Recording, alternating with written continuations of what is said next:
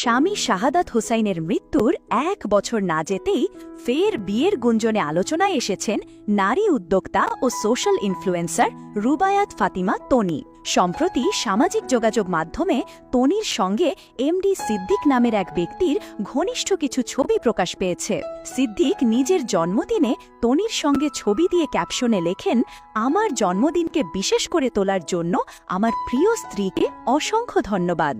অন্যদিকে তনিও সেই পোস্টে জন্মদিনের শুভেচ্ছা জানিয়ে লেখেন, তোমার মতো বিশেষ একজনের জন্মদিন উদযাপনের জন্য বছরে একটা দিনই যথেষ্ট নয়।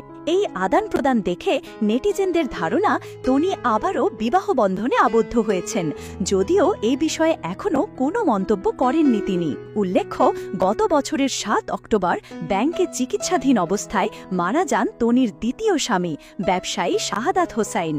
এর আগেও প্রথম স্বামীর সঙ্গে বিচ্ছেদের পর শাহাদাতকে ভালোবেসে বিয়ে করেছিলেন এই উদ্যোক্তা।